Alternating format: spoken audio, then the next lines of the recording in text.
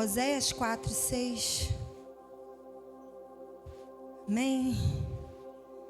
O Senhor colocou uma mensagem no meu coração. E eu tenho certeza que Deus tem algo para falar com você nessa manhã. Quantos creem? Amém. Eu creio que Deus tem algo para nos ensinar nessa manhã. Oséias 4:6 diz assim: o meu povo está sendo destruído porque lhe falta o conhecimento. Porque tu, sacerdote, rejeitaste o conhecimento, também eu te rejeitarei. Amém? O tema da mensagem que o Senhor me trouxe nessa manhã foi: crescei na graça e no conhecimento de Deus. Quantos querem crescer aqui, no conhecimento de Deus, crescer na graça? Nós podemos entender que é natural do ser humano nascer e desenvolver, ou seja, crescer, né? E o final, todos nós sabemos que um dia morreremos. Mas o natural da nossa vida é crescer. E não é diferente quando, uma vez que recebemos a Cristo na nossa vida. Nós precisamos entender que o crescimento faz parte da nossa vida cristã. Faz parte do nascimento. Uma vez que nascemos em Cristo Jesus, nós vamos precisar desenvolver. E a palavra fala que nós precisamos ter esse conhecimento de Deus. E há um problema quando isso não acontece. Oséias, o profeta Oséias, ele fala assim: o meu povo está sendo destruído porque lhe falta o conhecimento. Então, há um problema sério quando nós não atingimos esse desenvolvimento, quando nós não crescemos. Nós sabemos que no natural, uma criança que não cresce é porque ela está adoecida, ela está doente, ela está com o problema na sua estrutura óssea, ou no seu corpo, na sua vida mental, porque o normal, todo pai, toda mãe espera um crescimento de uma criança, de um bebê. Nós não esperamos ficar com aquele bebê para sempre, né? Uma vez que ele nasceu, nós estamos esperando ele desenvolver. E é assim que Deus também espera de mim, de você. Ele espera o nosso crescimento. Porém, há um grande problema quando nós não atingimos esse crescimento, porque um dos fatores que nos leva a crescer é o conhecimento. E desse texto, e a palavra de Deus fala: crescei na graça e no conhecimento de Deus. Se nós queremos experimentar de coisas novas no Senhor, nós vamos precisar buscar nele esse conhecimento dele, essa nova vida que eu e você recebemos. Há instruções para nós, há tanta coisa nova que Deus deseja revelar para mim, para você. Nós não podemos ficar sem saber quem nós somos, por que nós estamos aqui, por que nascemos de novo. Vamos ler lá em 1 Pedro 2,9, a palavra de Deus lá em 1 Pedro 2,9 diz assim: vós, porém, sois raça eleita, sacerdócio real, nação santa, povo de propriedade exclusiva de Deus. Então, quando nesse texto Oséias fala no passado, o sacerdócio era exclusivo para alguns homens. Hoje o sacerdócio é para todos. A palavra fala que nós somos uma raça eleita. Nós somos um sacerdócio real. Você foi chamada para ministrar diante de Deus. Todos nós temos acesso ao trono da graça. Todos nós temos acesso ao conhecimento de Deus, a ter experiências, a ter intimidade. Isso não é proibido para você que se converteu hoje. Você pode crescer, você pode mergulhar em Deus. Isso não é algo restrito apenas aos líderes, aos pastores. Não, isso é aberto para todos. Isso significa que somos sacerdócio real. Significa que todos nós temos acesso à sala do trono. E na carta de Pedro, 2 Pedro, capítulo 3, do 14 ao 18, ele traz uma mensagem para nós. Vamos estar lendo lá em 2 Pedro 3, 14. Pedro, ele começa a sua carta no capítulo 3, do versículo 14 em diante. Ele começa com o título assim: o cristão deve esperar no Senhor, viver vida reta, estudar as Escrituras e crescer em Cristo. Pedro, nós sabemos que era aquele sanguíneo, aquele que negou 3 vezes a Jesus, mas aquele também que experimentou de uma vida no sobrenatural, que andou sobre as águas. A sombra dele, por onde passava, as pessoas eram curadas. Ele era um homem de altos e baixos, mas que cresceu na sua vida com Deus. Ele cresceu no conhecimento. Ele cresceu em experimentar a graça do Todo-Poderoso. A graça, o conhecimento é para mim e para você. Não é exclusividade para alguns, mas é para todos. E ele começa aqui no versículo 14 falando: por essa razão, pois, amados, esperando estas coisas, empenhai-vos por ser desachado por ele em paz, sem mácula, irrepreensível. Ele começa nessa carta dizendo: seja irrepreensível. Nós somos homens, somos falhos, somos imperfeitos, mas nós podemos viver uma vida santa. Ele sabia do que estava falando, devido à sua impulsividade, devido ao seu temperamento, a qual ele experimentou dessa graça, desse conhecimento, a qual transformou a sua vida por inteiro. Mudou a sua forma de falar, mudou o seu comportamento e levou a ser o apóstolo Pedro. Aquele, o qual foi firmada a rocha. Firmou-se o qual ele se tornou uma rocha, o qual a igreja foi edificada. E ele fala no versículo 15: e tende por salvação e longanimidade no Senhor, como igualmente o nosso amado irmão Paulo vos escreveu, segundo a sabedoria que foi lhe dada ao falar acerca desse assunto, como de fato costuma fazer em todas as epístolas, nas quais há certas coisas difíceis de entender, que os ignorantes e instáveis deturpam, ou seja, aqueles que não têm conhecimento, aqueles que não sabem nada de Deus, aqueles que, não estou falando da letra, não estou falando de você ser um teólogo, de você dominar o hebraico, mas aqui ele está falando de experiência de vida com Deus, de relacionamento e intimidade com Jesus. E ele fala acerca de coisas difíceis que os ignorantes e instáveis deturpam, como também deturpam as demais escrituras, ou seja, não sabem do que estão falando, não vivem, não têm experiência, não experimentam da graça transformadora que salva, que liberta o homem, que cura a alma.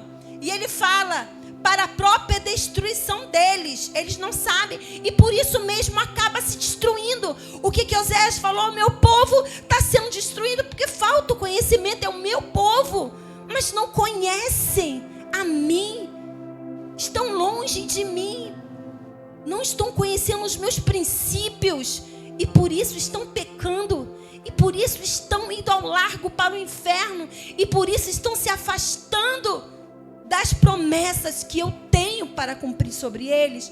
E aqui Pedro fala assim no versículo 17: vós, pois, amados, prevenidos como estáis de antemão, acautelai-vos, não suceda que, arrastados pelos erros desses subordinados, descaiam a vossa própria firmeza. Ou seja, não seja influenciado. Fica firme, busque crescer na palavra, no conhecimento, seja fundamentado. dentro daquilo que você acredita. Antes, aí ele fala no versículo 18: antes crescei na graça e no conhecimento do nosso Senhor e Salvador Jesus Cristo.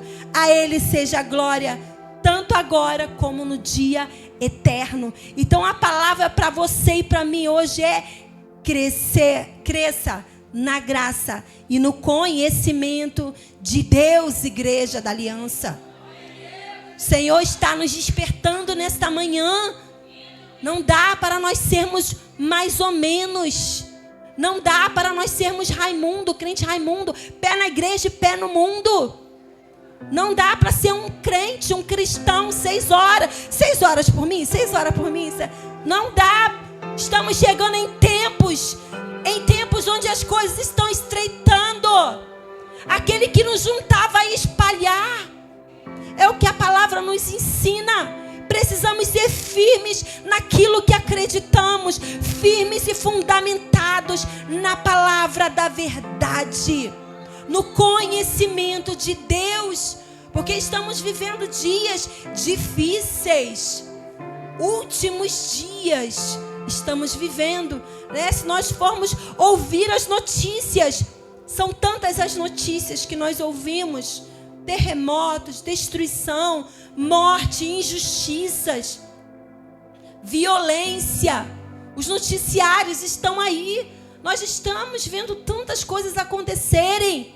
Mas nós precisamos estar firmes e constantes no Senhor. Precisamos estar firmes na verdade, fundamentados. Eu estava olhando e vendo e percebendo uma pesquisa. Um estudo realizado lá por uma consultoria aponta que até 2026 os evangélicos deverão representar 35,8% da população brasileira. Um aumento considerável em relação aos 32,1% registrado em 2022. Houve um crescimento de evangélicos, mas cadê o avivamento que nós estamos esperando? Cadê o avivamento? Se houve crescimento, isso deveria estar mudando, deveria estar transformando famílias, transformando o caos, deveria estar trazendo mudanças na política, mudanças na forma, né, como as pessoas são tratadas. Mas o que nós temos visto, o amor de muitos tem se esfriado. Que isso significa que existem muita religião e pouco avivamento, sabe? Não somos melhores do que ninguém, mas nós precisamos fazer a diferença.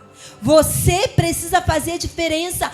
Você precisa crescer no conhecimento de Deus. Não é para dizer para as pessoas que você sabe, para você impostar a sua voz e ser o dono da verdade, para você se orgulhar do seu conhecimento, mas é para você no dia mau, você se fortalecer e você não ser pego pelas ciladas do inimigo, para que você não caia em tentação, porque a palavra fala: vigiai, para que você não caia em tentação, para que a sua mente seja atualizada, porque Paulo falou: rogo-vos, pois, irmãos, pela compaixão de Deus, né? Ele fala assim: e não vos conformeis com este mundo, mas transforme esse mundo.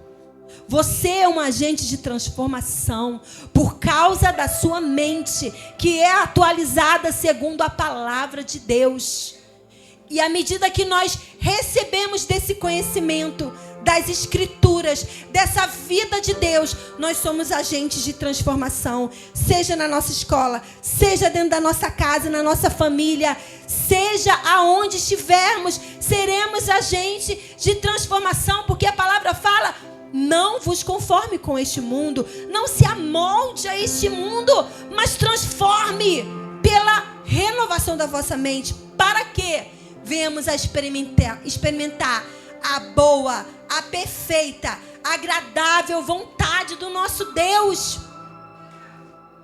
E então, Em Atos, capítulo 5, nós podemos ver, já no Novo Testamento, já no tempo da igreja primitiva, onde todos estavam vivendo um grande avivamento, onde estavam experimentando, onde a sombra de Pedro estava curando, onde a igreja estava se reunindo nas casas, onde milagres aconteciam, onde a igreja estava iniciando, mas com avivamento, onde houve o Pentecoste, onde eles começaram a falar línguas repartidas de fogo.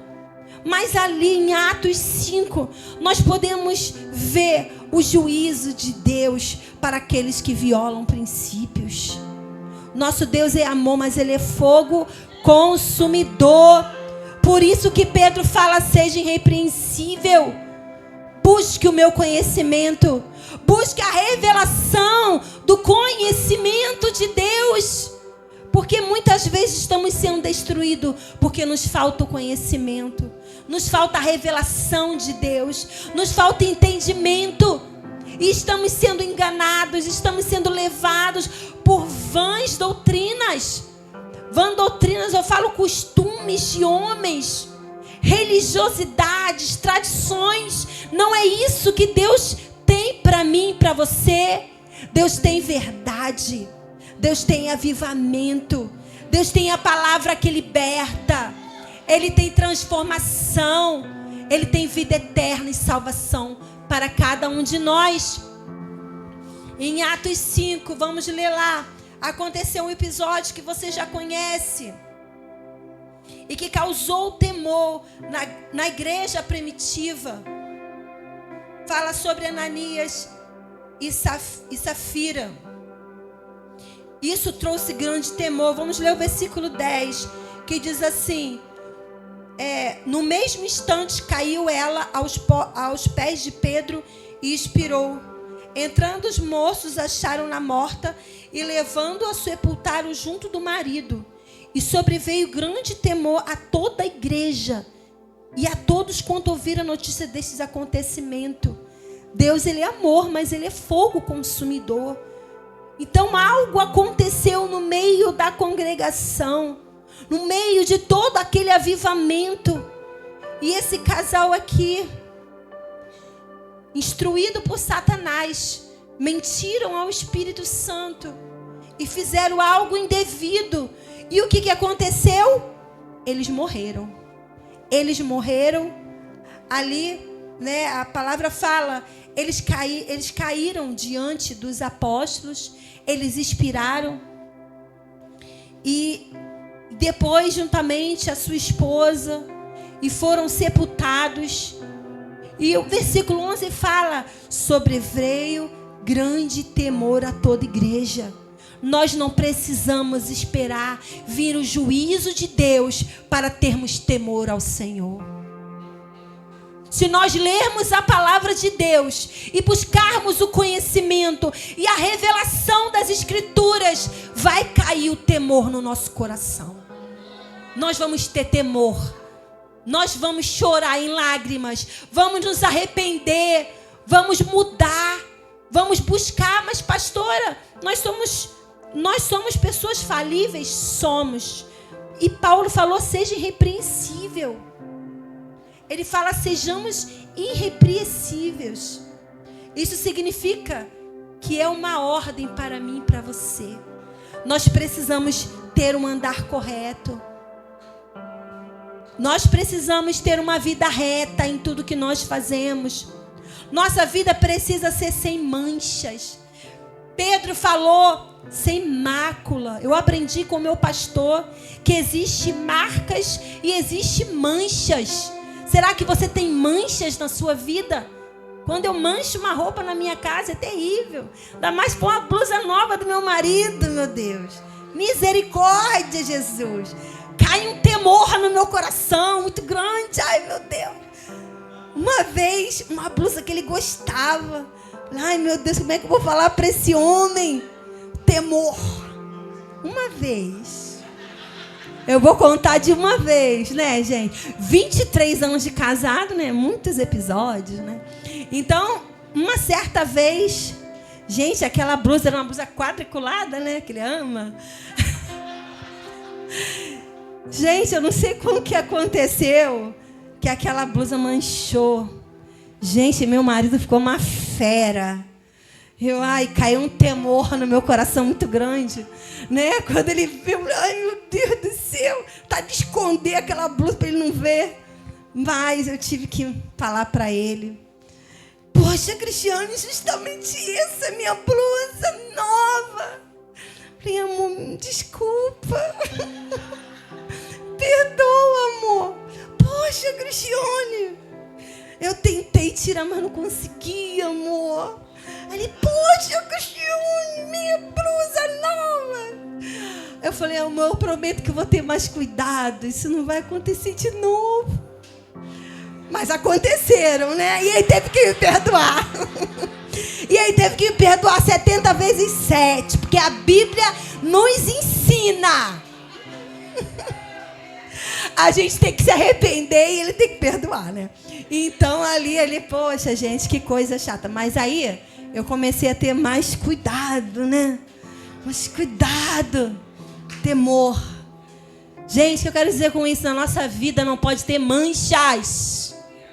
Ela vai ter manchas, sim. Vai acontecer situações que, por nós desconhecermos, nós vamos até errar. Por um descuido, por uma distração, nós vamos falhar. Podemos até ter manchas. Mas tem que haver temor no nosso coração e mudança para mudar. Precisamos viver uma vida irrepreensível, sem manchas. O nosso alvo é sem manchas. O meu alvo na minha casa é sem manchas, gente. Sem manchas de blusa. Mas se eu cair, ele vai me perdoar, entendeu?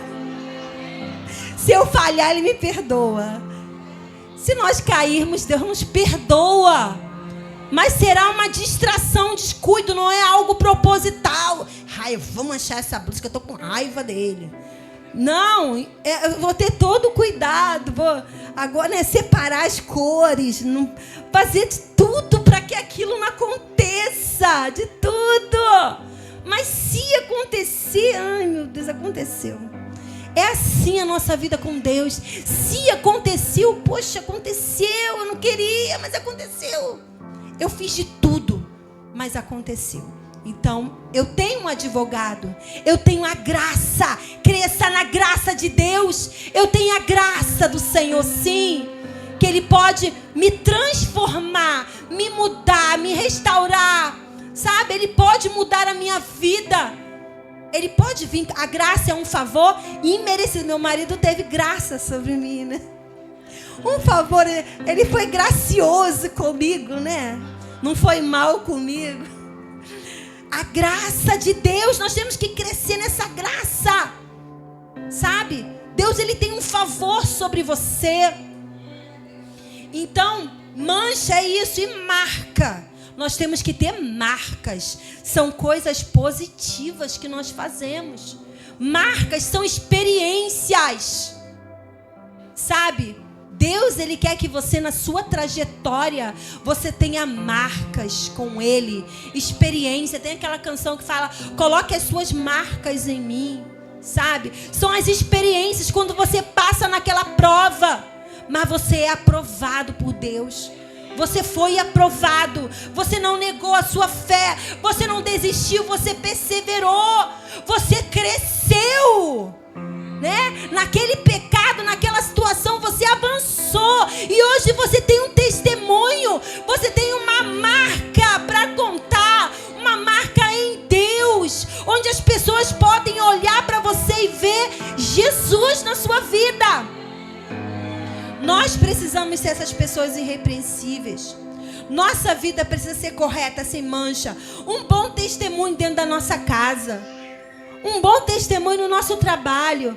Onde estivermos, precisamos buscar as Escrituras. Como Pedro falou, aprender dele. Aprender o que fere o coração de Deus. Aprender o que nos afasta de Cristo.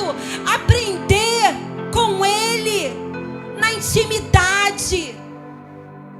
A palavra de Deus fala, o próprio Pedro fala, sede santos, porque eu sou santo. Ele está falando, o Senhor é santo, e nós temos que ser santos. A palavra santo significa separado. Você não é mais deste mundo. A sua conduta é diferente.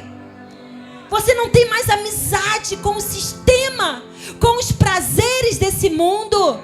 A sua vida agora pertence ao Senhor. Você é dele.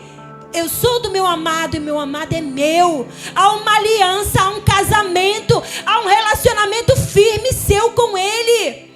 Não podemos mais andar, sabe, como aquelas crianças.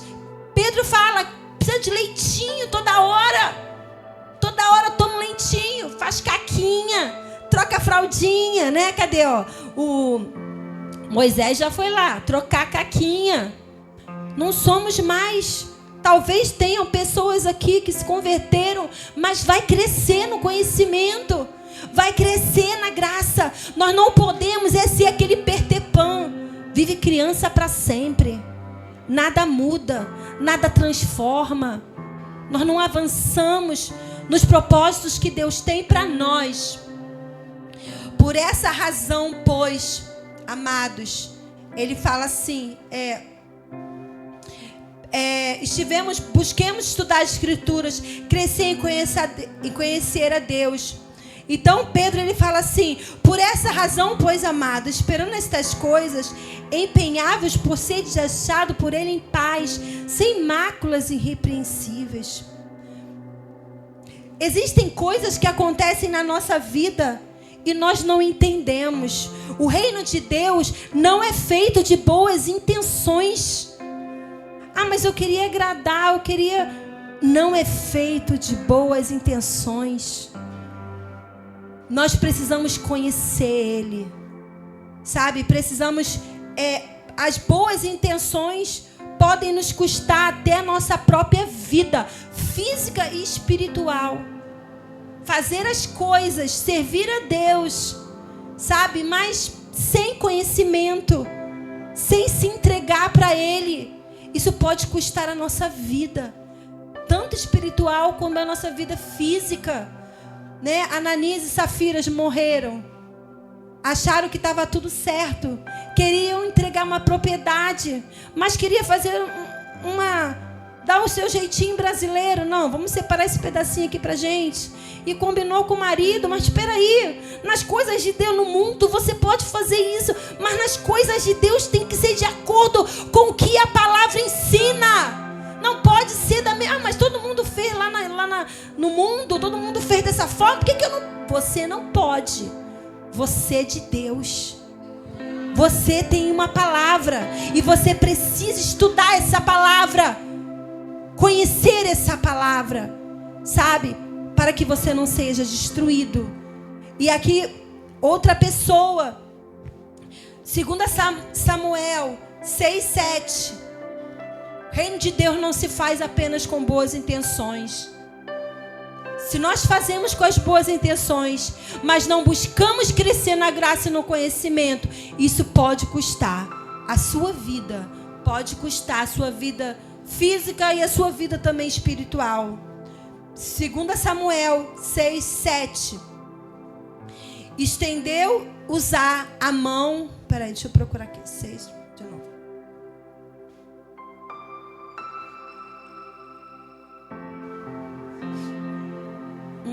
Seis. Glória a Deus.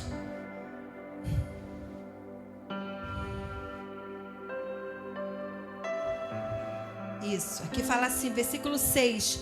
Quando chegaram à ira de Nacon, estendeu Uzá a mão à arca de Deus e a segurou, porque os bois tropeçaram. Então a ira do Senhor se acendeu contra Uzá, e Deus o feriu ali por esta irreverência, e morreu ali junto à arca. Como assim? Junto à presença, junto à glória de Deus. Se não conhecermos a Deus, se não buscarmos esse conhecimento nas Escrituras, em seus princípios, nós podemos morrer junto à glória de Deus, em meio à glória de Deus, porque não conhecemos o que Ele tem para nós, o que Ele quer de nós, como Ele quer que nós venhamos a nos portar. Estendeu-os a mão e assegurou, porque os bois tropeçaram, né? Mas por que ele morreu? Eu fiz uma pesquisa aqui. Quem era Uzá? Uzá era irmão de Eleazar e Aô, estes filhos de Abinadab, morador de Kiriat Jearim. A Bíblia não fala mais, pelo menos eu não encontrei mais sobre isso. Nós sabemos que a arca ficou na casa de Abinadab durante 20 anos. Então talvez Uzá tivesse acostumado com a presença de Deus, com a arca. Ela estava ali, era um utensílio. Ele foi crescendo e a arca estava ali. Acostumou. Estava tudo normal para ele. Então, no momento em que eles foram levar, ele foi lá e colocou a mão. E ele morreu. Ele violou um princípio. Mas que princípio foi esse? Que acontecimento triste. Segundo a lei, a arca do Senhor deveria ser transportada exclusivamente pelos coatitas, que eram descendentes de levitas. Isso está escrito lá em Números 3,17, que diz assim: são estes os filhos de Levi pelos seus nomes, Gerson, Coate e Merari. Então, filhos de Levi, levitas. Então, os descendentes eram os gersonitas, os coatitas e os... Isso aí mesmo. E os da parte de Merari. Então, Números 3,17 fala isso. A família ou descendente deles eram conhecidos como gersonitas, coatitas e meraritas. Uzá não fazia parte desse grupo que foi estabelecido, esse princípio que estava na lei de Moisés. Uzá acostumou, poxa, a arca estava na minha casa todo dia. Por que eu não podia tocar ali? Por que eu não podia fazer? Ele acostumou-se com a arca. Será que nós, muitas vezes, também estamos acostumados a fazer as coisas para Deus, mas sem Deus? Fazendo as coisas no automático? Deus, Ele deseja que nós venhamos a buscar e a crescer esse conhecimento, para que haja temor no nosso coração, para que saibamos o que eu posso e o que eu não posso. O que eu posso fazer, como lidar com a presença do Senhor. Ele é o nosso Pai, sim, mas Ele é um Deus justo, reto. Deus é misericordioso, é. As misericórdias dele são a causa de nós não sermos consumidos. Por isso que nós devemos crescer na graça, no favor imerecido dele. Mas se nós não conhecemos um Deus que libera o perdão, se nós não confessamos, se não mudamos, se não nos posicionamos da maneira que ele quer, isso pode ser perigoso para nós. Isso pode trazer uma consequência na nossa vida. Número 3:31 fala: terão eles o seu cargo, a arca, a mesa, o candelabro, os altares, os utensílios do santuário, com o que ministram o respeito, todo o serviço a eles devido. Ou seja, esses descendentes de Levi, esses levitas, que eram gersonitas, coatitas e meraritas, eles terão o seu cargo, terão eles o seu cargo, a arca, a mesa. Eles tinham as funções. Deus separou as tribos, Deus separou tudo certo. Ele colocou os princípios, e os princípios de Deus precisam ser obedecidos. Ah, pastora, mas não estamos mais no tempo da lei, estamos no tempo da graça. Mas então por que Ananias e Safiras morreram então ali? Porque Deus, ele continua sendo o mesmo ontem e será eternamente. Ele continua sendo santo. Ele continua sendo um Deus que é amor, mas ele também é fogo consumidor. E nós precisamos o conhecer. Precisamos conhecer a ele. Precisamos estar com ele. Precisamos ter a revelação da sua vida, do que ele quer para nós. Havendo, pois, Arão e seus filhos Ao partir o arraial acabado de cobrir o santuário, todos os móveis dele, então os filhos de Coate virão para levá-lo, mas nas coisas santas não tocarão, para que não morra. São essas coisas da tenda da congregação que os filhos de Coate devem levar. Então, ou seja, a palavra na lei, lá em Números 4:15, estava dizendo, não pode tocar, senão vai morrer. Será que Uzá tinha esse conhecimento? Ele estava ali, distraído naquele momento. Talvez não tenha sido o fato de tocar, mas talvez o fato de não entender que ele não era poderoso para salvar a arca. Quantas vezes achamos, queremos ser melhor até do que Deus, mais justo do que Deus, né? Queremos ser bons, melhor do que Deus, porque mais misericordioso com Deus. Poxa, eu tenho que ser misericordioso com essa pessoa. Deus está tratando dessa vida e você vai lá e se mete. Peraí, você quer ser mais misericordioso que Deus? Você quer ser mais justo que Deus? Se existem situações que é o próprio Deus quem nos coloca para um conserto, para um tratamento, e às vezes a gente quer se colocar à frente de Deus, vai sobrar para a gente, vai sobrar para você. Deixa Deus tratar quem Ele quer tratar. Deixa Deus fazer com quem Ele quer fazer. Somente os descendentes de Levi, da linhagem de Coate, tinham permissão para cuidar da arca. E eu coloquei, como a arca ficou muitos anos, parece que ele ficou muito familiar e acabou desrespeitando. Houve um desrespeito com a lei, com os princípios. Cuidado para não ser irreverente à presença de Deus. Cuidado para não ser desrespeitoso com as coisas que são santas. Muitas vezes julgamos, muitas vezes somos altivos, muitas vezes olhamos, né, falamos de coisas que não entendemos. Existem coisas que nós não vamos entender mesmo. E não pertence a nós, pertence a Deus. Se você não entende algo, não fale, não julgue. Fica quietinho. Nós precisamos crescer nessa graça e nesse conhecimento de Deus. A falta de reverência, eu procurei. E reverência é o quê? É falta de reverência, é ousadia, desrespeito, grosseria, desatenção, relaxo, desacato, falta de temor, afronta, rebeldia. E reverência, ela pode ser tudo isso. Então nós temos que ter cuidado para não estar assim diante de Deus. E só há uma forma de nos arrependermos, de buscarmos mudança para a nossa vida. É na presença de Deus. É nos arrependendo, sabe? É nos arrependendo e buscando essa graça do Senhor. Cresça na graça e no conhecimento de Deus. A palavra fala lá em 2 Coríntios 12:9. O que a graça significa na Bíblia? É um auxílio divino que nos salva do pecado e da morte. É o poder que nos fortalece a cada dia e nos ajuda a perseverar até o fim. Lá em 2 Coríntios diz assim: minha graça é suficiente a você, pois o meu poder se aperfeiçoa na sua fraqueza. Portanto, eu me gloriarei ainda mais alegremente em minhas fraquezas, para que o poder de Cristo repouse em mim.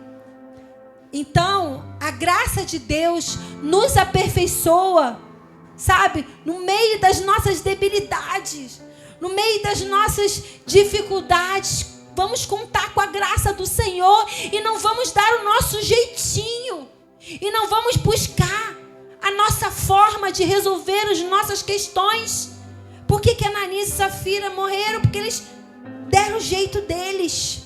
E o jeito deles trouxeram juízo sobre eles. O que é a graça? Nós temos que crescer nessa graça de Deus. É um dom que nos dá forças para viver a vida. Em 2 Timóteo 2:1 diz assim: portanto, você, meu filho, fortifique-se na graça que há em Cristo Jesus. Então, ela te dá força. Nos momentos de dificuldades, conte com a graça de Deus. Eu não sei como eu vou lidar com essa situação. Conte com a graça de Deus. E agora, o que eu irei fazer? Conte com o favor imerecido de Deus. Tem aquela canção que nós falamos assim: eu recaio em tua graça. Eu recaio de novo em tuas mãos.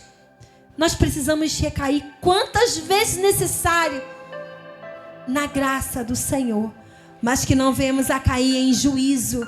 O juízo é para arrependimento, mas muitas vezes ele pode ser fatal na nossa vida. Ele pode terminar de uma vez com a nossa vida. Então, ajuda, a graça também é uma ajuda em tempo de necessidade. Hebreus 4,16 diz assim: aproximemo-nos do trono da graça com toda a confiança, a fim de recebermos misericórdia e encontrarmos graça que nos ajude no momento de necessidade. Se nós estamos passando por necessidade, se estamos passando por momentos de fraqueza, dificuldade na nossa vida espiritual, cresça agora na graça de Deus. O Senhor está te dando uma oportunidade de você crescer. O que ele falou para Paulo? A minha graça te basta. A graça de Deus nos basta. Que não venhamos a buscar outros subterfúgios. Que não venhamos a buscar os recursos dessa terra, as formas desse mundo, as formas humanas. Por isso que nós temos que crescer nesse conhecimento. Por isso é que nós precisamos crescer nessa graça de Deus para alcançar essa misericórdia, para alcançarmos essa força em tempos de necessidades. Amém?